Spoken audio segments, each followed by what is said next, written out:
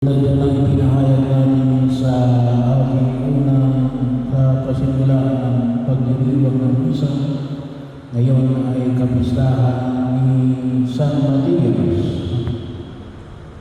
Siya po ang bumalik kay Judas.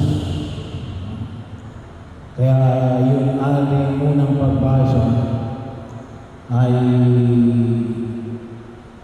kinikwento ni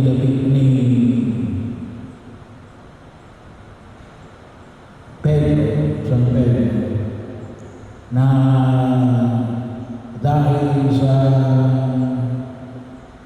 pag-alis kay Judas ay kinakailangan nila ng kapalit. At sabi nga po dito ay huwag nang tumira sa tinirhan ni Judas. Hindi po yung bahay, ibig sabihin yung kanyang ginawang pagkilos na nagtakwil kay Jesus. Hindi na nagtakwil, nagkanulo kay Jesus. Isa ng katanungan ay kung si Judas ba ay nagbalik loob sa mga apostoles, tatanggapin kaya siya ng mga apostoles? Tatanggapin kaya si Judas nung 11? Kung sakaling nagbalik loob si Judas, tatanggapin? Hindi. Iba o iba hindi. Well, bahagi yun, na kung babalik, kung bumalik, hindi naman bumalik si Judas sapagkat siya ay nagpatiwakan. Yun ang nakita natin sa historia. Pero kung sakali mang hindi bumalik, ay most probably ay tinanggap siya ng mga alagad. Bakit? Kasi yung ating ebanghelyo ngayon ay tungkol sa pag-ibig, pag-ibig, ang pagtupad sa ulos ng pag-ibig. Hindi lang mo siguro dahil ito yung sentro ng ating pananampalataya, ngunit maging bahagi ho na isa sa karanasan na makita natin na mga unang Kristiyano ay si Pablo. Si Pablo, sino ba si Pablo? Berdugo yan ng mga Kristiyano. Yan ang nagpapapatay sa mga unang Kristiyano. At yan din naroon siya noong pinagay ang una natin martir, si San Esteban. Pero bahagi yun na kung saan niya rin itinuring gawa ng kanyang pagbabalik loob ay tinanggap siya ng mga alagad at nakita naman natin yung kanyang contribution sa kanyang mga pangaral at sa kanyang mga isinulat. So, kung yun ay kung sakali, kasi yun ay bahagi ng pagpatunay natin sa karanasan natin kay Saul na naging Pablo. Anyway, yun naman ay hypothetical, pero para makita ko natin na posible.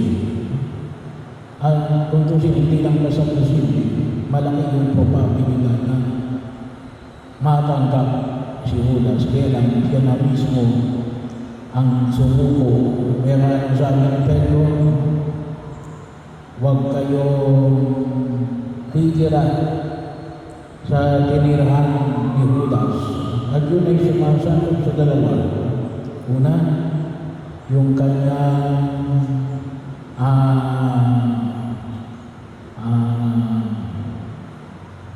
pagkanulo kay Jesus, at pangalawa yung kanyang pagsuko sa kagandahan loob ng Diyos. Mas tingnan niya yung kanyang kahinaan, hindi yung kagandahan loob ng Diyos. Pero bumalik ko tayo kay Matias. Tulad mo lang pinahayag ko sa aklat ng mga gawa, ay ipinamanig ni Pedro na kinakailangan magkaroon ng kapalit si Judas. Kaya ano yung kinakailangan maganap? At mayroong dalawang requirements na pinakita ko rito. Ano yung dalawang requirements? Yung naroon si Jesus during his ministry. So, kasama nila sa kanilang pangangaral. Dahil hindi lamang po yung 12 kasama na Jesus. May iba pang kasama. Hindi na lamang itinuring na bahagi ng 12. At ano pa yung isa? Na yung bahagi yun na kung saan ay na kaisa nila at naging saksi sa muling pagkabuhay ng ating Panginoon sa Kristo at ng kanyang palagyan sa natin.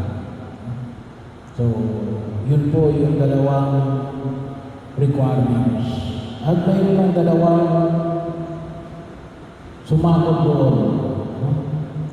Ano yun? Ay si Jose na kung tawagin ay si Justo at saka si Matias. Jose, Barsabas o Justo, isang tao lang, at saka si Matias. So dalawa tinatawag namin nakapasa sa requirement.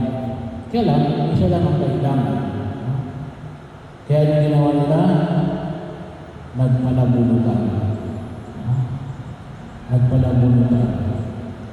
Ngayong katatapos lamang ng eleksyon, wala namang nagtaya.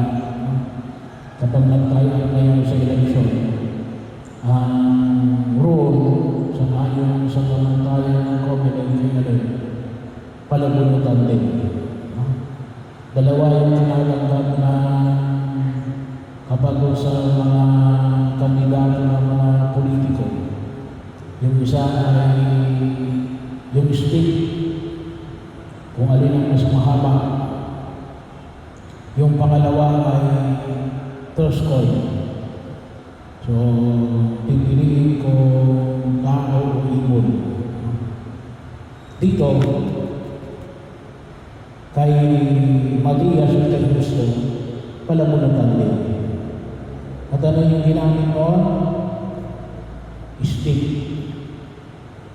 So, kung sino yung mas mahaba na mabuno, siya yung papalit kay Judas. So, bahagi yun. Yung ipinapahid na kung sino rito yung gusto ng Diyos. Kasi pareho silang nakapasa doon sa hinihingi requirements. Pero ano yung hamon na nais ang ipinahayag? Si Matias po ay patrono ng mga sastre at ng karpintero. Hindi ko lang alam kung mayroong mga tagalupa na kinikilala si Matias. Pero yun po yung itinuturing siyang mga patron ng mga karpintero at sastre. So, bahagi yun na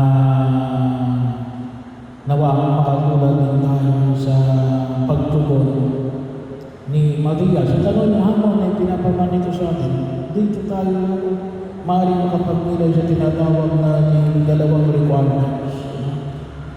Kasi ito yung alin, yung pagpili, yung mga kasama, yung naging kasama, bahagi yun.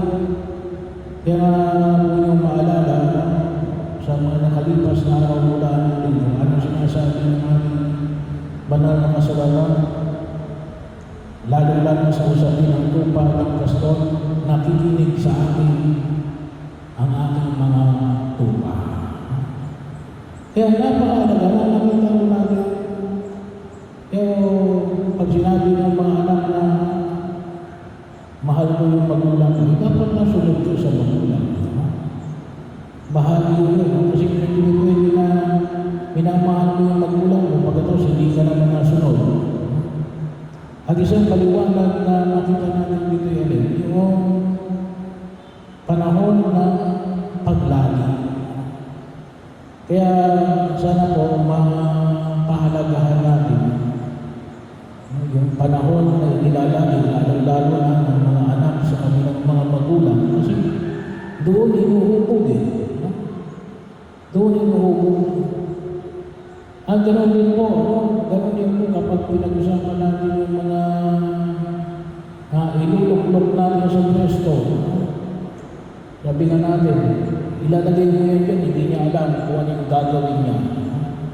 Samantalang kung yung naging kasama mo yan, ay di alam na yung pagkilos. Kaya din po, napakahalaga rin. Sana po sa mga leader ng simbahan, magganap po tayo ng mga kung tawagin natin ay ang tawag po ni Bishop Marcelino Elin, second in line. Yung mga namumulong dapat mayroon na kayong tinitingnan na second in line. Na kung sakaling wala kayo, sino yung pwedeng pumalit? At dapat yung mga second in line ay siguro makita natin natin palaging kasama. Palaging kasama. Kasi kapag hindi mo palaging kasama, hindi niya maintindihan yung mga gawain at yung mga proseso. Kaya si Justo at si San Mateo, yung mga napili, hindi sila pumili ng alin. Yung bagong dating lang, bahagi yun kung saan makita nila. At kung tutingnan po natin, ito yung period of sa buhay ni Jesus. Period of 3 years. Kasi yun ang panahon na yung si Jesus ay pag publikong nagpahayag ng mabuting balita ng pagliligtas sa kanyang pagkamatay, muling pagkabuhay at pag-akyat sa langit. Pero yun naman makita natin, kaya napakahalaga na matugunan natin yung bahagi.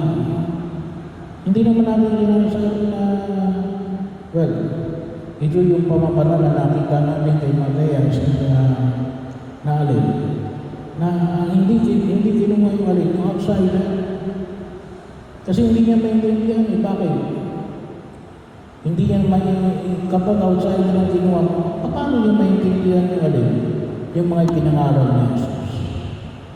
Paano niya maintindihan yung kanyang muling pagkabuhay bilang kaganapan ng mga ipinangako na ipinangaral ni Jesus ay kung outsider yung kinuha. Kaya bahagi yung at sa ngayon po ay tayo ay humubog. Kinakailangan natin humubog ng magkakaroon siyang masabi na ho natin na siyang magiging katulong natin at maaaring later on ay siyang papalit sa atin na higit na kung saan ay makatugon bilang mga naglilingkod sa harapan ng buong may kapal.